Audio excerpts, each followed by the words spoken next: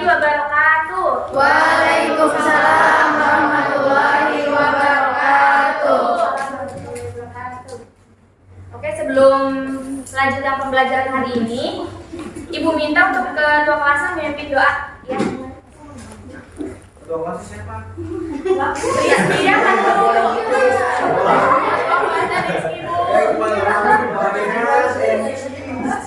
Untuk mulai pelajaran hari ini ada kita berdoa, kalau tidak perlu berdoa dimulai. Berdoa selesai. Sudah Bu. Oke, sekarang Ibu mau baca daftar hadir dulu ya. Yang namanya dipanggil, buat cewek bilang hadiroh, kalau buat cowok bilang hadir. Siap Bu. Siap Bu. Nanda Ardiansyah, Hadir Bu. Salsabila Aulia, hadiroh. Neng Mega Permana, Izin Bu. Rizka Puji Lestari, hadiroh Bu. Salma Nabila, hadiroh Bu. Rahma Khairunisa, hadiroh. Salsabila Nur Fitriyah, hadiroh. Saidah Hasina, hadiroh. Novita Nurzen, hadiroh. Putri Dwi Oktaviani, hadiroh. Natasha Alfani, hadiroh. Ruwaidan Jaid, Rola Rizka, hadiroh Bu. Resti Darwati, Hadiroh.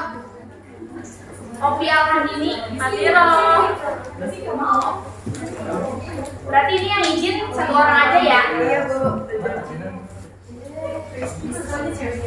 Oke, ini anak-anak udah siap belum belajar hari ini? Siap. Gimana kabarnya?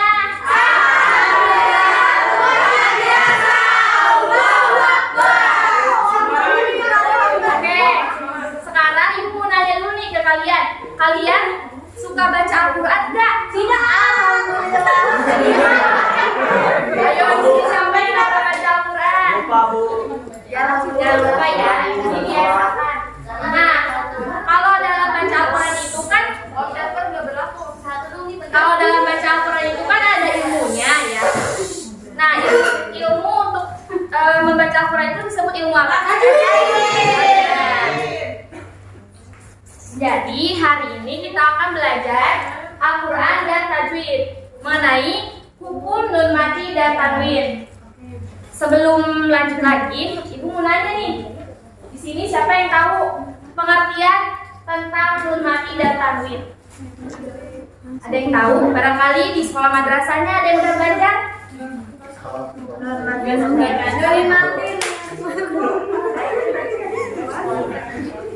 Oh iya, maaf sebelumnya Ibu mau ngasih tahu dulu materi pembelajaran hari ini ya. Poin-poinnya untuk yang pertama ada pengertian hukum bacaan nun mati dan tanwin. Yang kedua, pembagian hukum bacaan mati dan tanwin.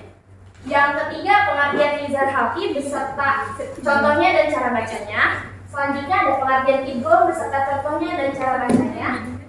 Selanjutnya ada pengertian ikhfa hakiki beserta contohnya dan cara bacanya. Dan yang terakhir ada pengertian ikhlas beserta contohnya dan cara bacanya. Lanjut ya, sekarang kita ke pengertian hukum bacaan nun mati dan tanwin. Nah, sekarang Ibu minta salah satu di antara kalian yang membacakan poin tersebut. Ada yang mau? Ayo Bu. Ya, boleh.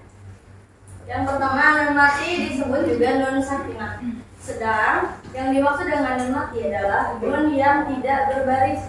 Ia menggunakan harokat sukun sehingga nun itu tidak dapat dibunyikan kecuali diawali huruf lain. Contohnya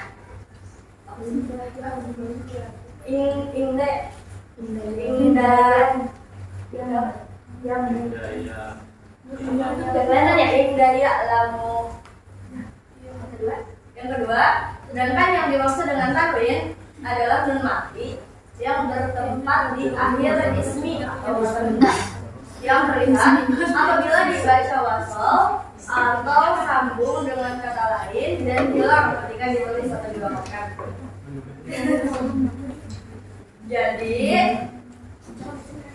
Jadi pada dasarnya tanwin itu bermula dari nun mati yang kelihatan dalam bahasa lisan dan hilang dalam bahasa tulisan. Di sini ada yang belum belum tahu nun mati itu seperti apa? Ada yang belum tahu? Barangkali Ibu kasih tahu ya. Ya, Bu. Nih, jadi nun mati itu bentuknya seperti ini.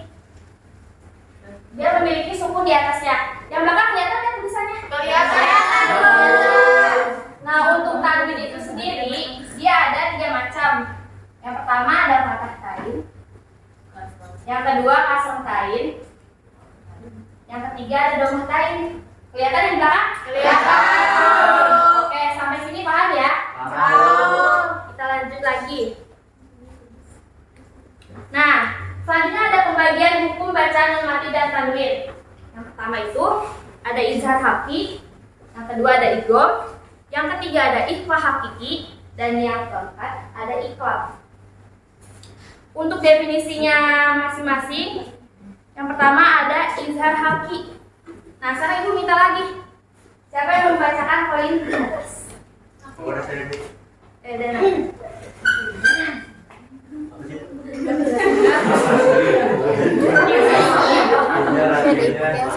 Sedangkan alki berarti tenggorokan. Maksudnya adalah huruf-huruf yang keluar dari tenggorokan. Huruf-huruf yang keluar dari tenggorokan dibagi menjadi 3 bagian. Yang pertama ada hamzah dan maaf, suaranya dicuri lagi ya. aduh. Keluar dari pangkal tenggorokan. Keluar dari tengah tenggorokan. Apa itu? Oh ya. Oh dan goin keluar dari ujung tenggorokan. Apalagi Bu? Sedangkan yang bawahnya Oh, bawahnya. Ijar alki secara istilah adalah nun sukun. Nun sukun atau tanwin dibaca jelas tanpa tambahan guna atau dengung. Jika nun sukun atau tanwin bertemu salah satu dari huruf tenggorokan, yaitu kho, ha, jim, fa, ha, ain, atau dalam istilah lain dengan huruf tenggorokan, maka nun sukun atau tanwin dibaca jelas. Terima kasih.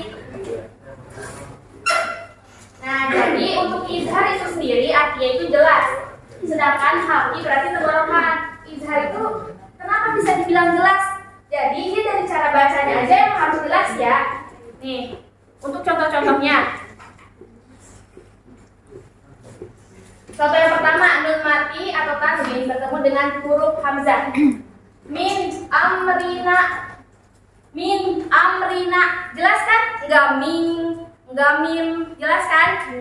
Nah, makanya ini disebutnya hukum izhar.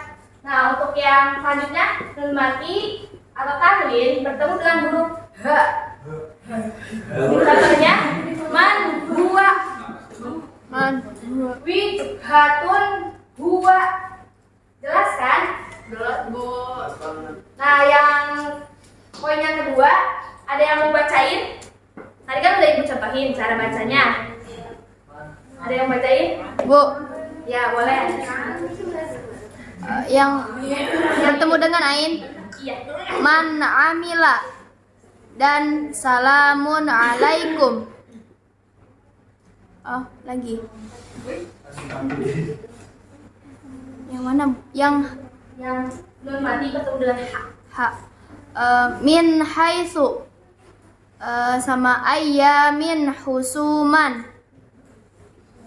Yang bawahnya boleh. Bertemu nun mati bertemu dengan goin min gislinin safinatin ghosban.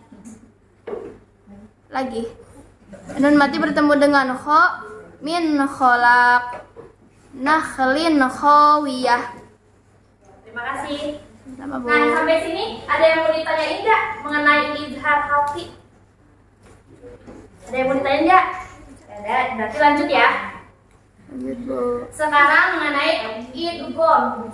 Nah, jadi gini ya anak-anak, idgham itu terbagi menjadi 2. Yang pertama ada idgham bigunah, yang kedua ada idgham bila gunah.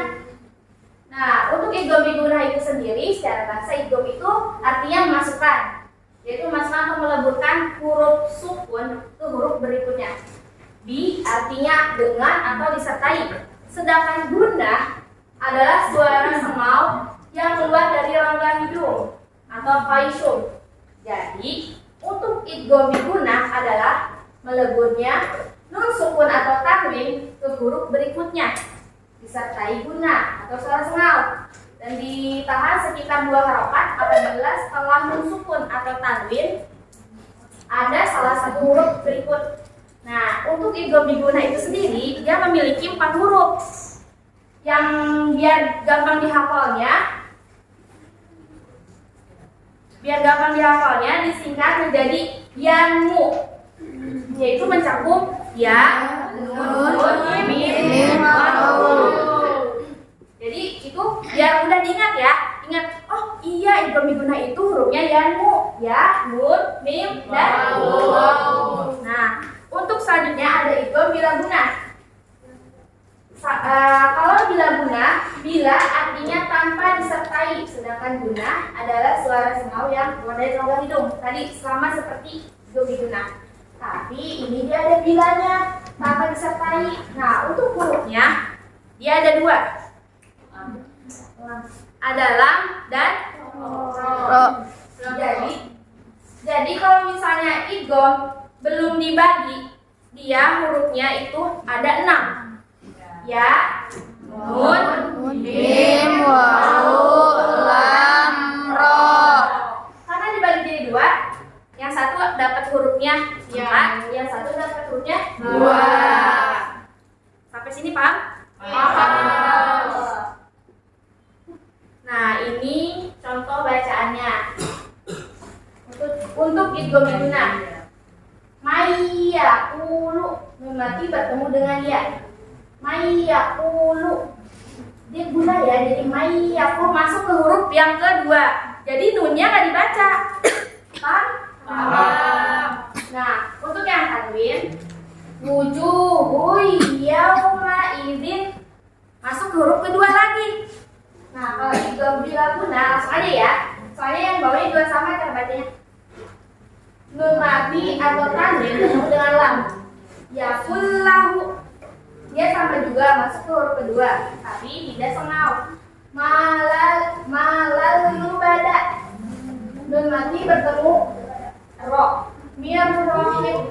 Ghafurur rohim. Sampai sini ada yang mau ditanyain sebelum ibu melanjutkan? Tidak. Oke. Selanjutnya ada info hakiki. Secara bahasa, ikhfa berarti samar. Jika ada sukun atau tanwin bertemu dengan salah satu huruf ikhfa, maka harus dibaca samar. Coba sekarang ibu minta satu orang untuk menyebutkan huruf-huruf ikhfa yang di bawah itu. Ada yang mau? Ya boleh. Ada huruf ta, jim, dal, zal, zai, sin, shin, shod, bod, ko, lo, fa, kof, kaf. Baik, terima kasih. Jadi huruf ikhfa itu dia huruf yang paling banyak. Dia ada 15 huruf. Tadi yang disebutin oleh temennya ya. Dengan demikian pengertian huruf ikhfa hakiki adalah membaca nun sukun atau tanwin dengan samar antara izhar dan idgham dan disertai guna. Jika nun sukun atau tanwin bertemu dengan salah satu 15 huruf tadi yang disebutin. Nah, sekarang lanjut ya ke pengertian ikhlas. Coba ibu minta salah satu untuk baca pengertian ikhlas. Ayo bu. Ini udah. Oke bu. Ikhlas secara bahasa artinya mengganti atau mengubah. Sedangkan menurut istilah tajwid, ikhlas adalah mengganti nun sukun atau tanwin dengan nun sukun dan membacanya dengan diikhfakan serta ditahan sekitar 2 harokat disertai guna ketika nun sukun atau tanwin bertemu dengan ba. Nun sukun bertemu ba atau ikhlas bisa terjadi di satu kata atau di lain kata. Sedangkan tanwin bertemu ba sudah bisa dipastikan di lain kata karena tanwin selalu terletak di akhir setiap kata. Terima kasih. Nah, ini ada contoh ikhfa hakiki dan contoh ikhfa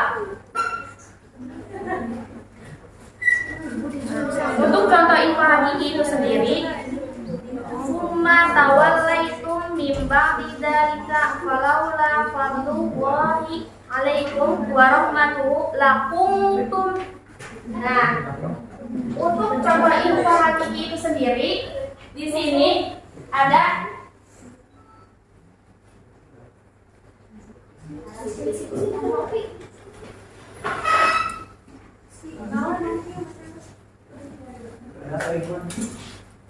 lakuntum. Tadi info itu artinya apa? Sama. Nah, jadi dibaca juga sama-sama antara gunah atau izhar. Jadi kayak lakuntum. Paham? Paham. Oke.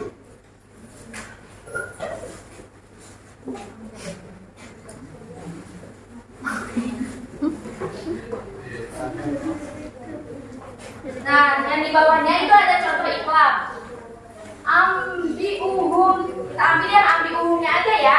Ya, Bu.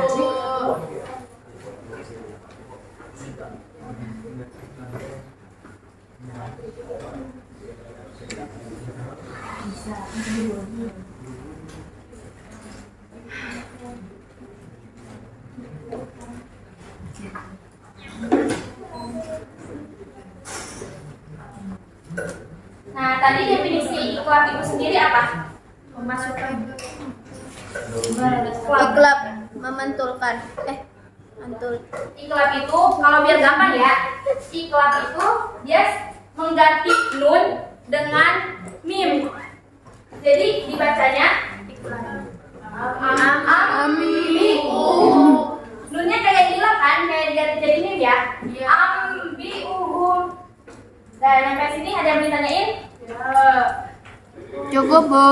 Cukup. Ya udah, kalau nggak ada yang mau bertanya, Ibu yang nanya ya, boleh? Boleh, Bu. Sambil mengulas materi yang tadi udah Ibu jelasin ya. Sekarang Ibu mau ngasih pertanyaan yang tahu jawabannya, silakan angkat tangan. Nanti Ibu kasih reward.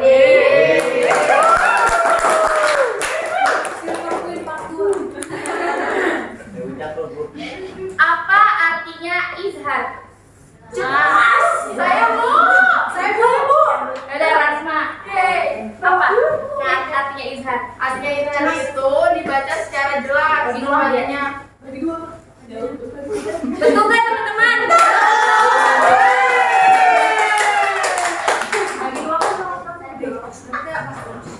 Udah nih, biar tambah semangat belajar.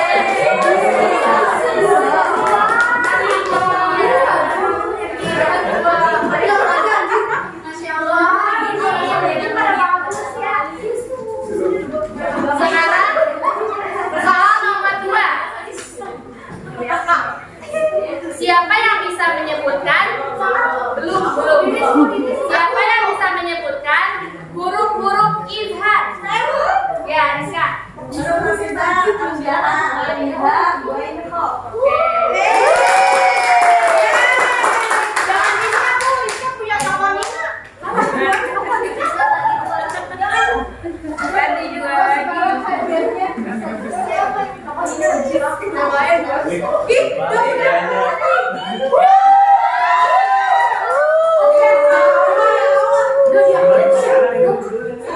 Oke, pertanyaan selanjutnya ya.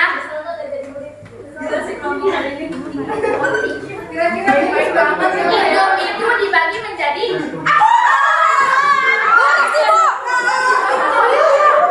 bagi 2. Ya, apa?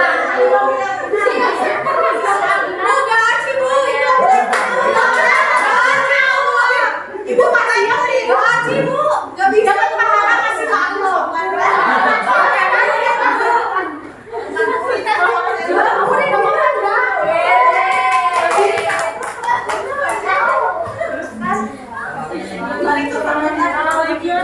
Makasih, Bu. Udah ya, cukup ya pertanyaannya. Sekarang Ibu punya soal. Tapi sebelum menjawab soalnya, Ibu minta dibentuk 3 kelompok. Ya, kelompok 1. Kelompok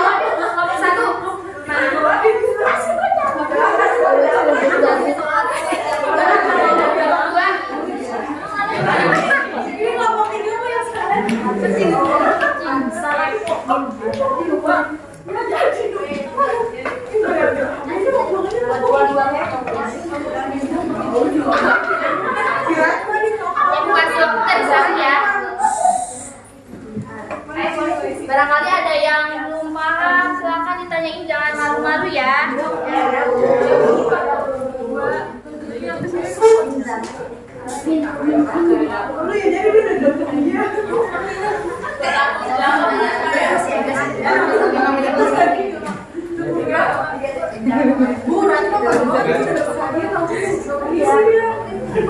Sama nih, Bu, males-malesan, Bu.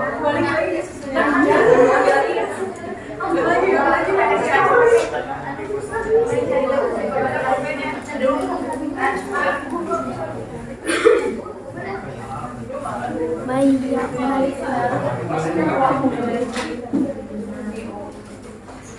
Bu, Ratko, kamu udah bisa susu? Saya boleh Ambil lagi susunya, Bu. ini berubah aja. Iya, ya Bu. Saya berempat sama ini. Oh, Bu, Rizky pada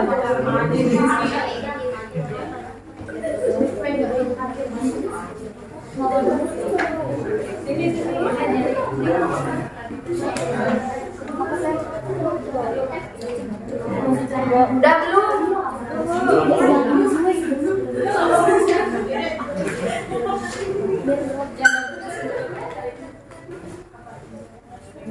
Ayo jangan malu bertanya ya, kalau ada yang nggak paham soalnya tanyain aja. Malu bertanya. Udah ada.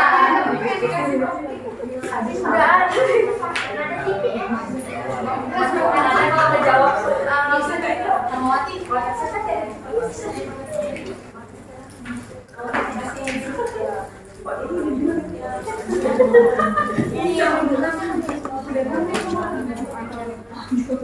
udah? Dikit lagi. Ya udah, kalau misalnya belum selesai, dijadiin tugas di rumah aja ya. Nanti minggu depan dibawa lagi. Jadi aku ada, Bu. Oke, di sini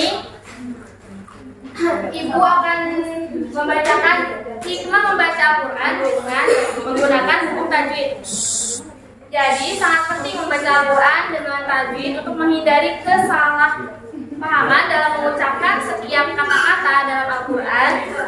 Pasalnya melakukan kesalahan dalam satu huruf dapat menyebabkan kesalahan-kesalahan atau salah tafsir terhadap ayat tersebut. Jadi ini ya, kalau misalnya kita udah paham ilmu tajwid, jadi alangkah baiknya kita mengaplikasikan nih dalam membaca ayat Al-Quran. Contohnya gini, kita misalnya belum tahu ilmu tajwidnya, kita baca surat An-Nas itu Qul a'udzu birabbin nas, qul, tapi dibacanya kayak pakai kaf kan? Sebenarnya itu kan artinya katakanlah. Kalau kalian menyebutkannya dengan qul dan huruf kaf, itu artinya makanlah. Jadi beda arti ya. Nah, makanya sekarang kan udah belajar ilmu tajwid, jadi alangkah baiknya diaplikasikan dalam membaca ayat Al-Quran. Paham anak-anak? Oke. Sebelum Ibu mengakhiri pembelajaran hari ini, Ibu minta untuk ketua kelas memimpin doanya. Berdoa dimulai. Berdoa selesai. Udah, Bu. Iya, yaudah. Mungkin cukup sekian dari Ibu. Bila ada jarum patah, jangan disimpan dalam peti. Bila ada kata-kata yang salah, jangan disimpan dalam hati. Dirian banyak burung cendrawasih. Sekian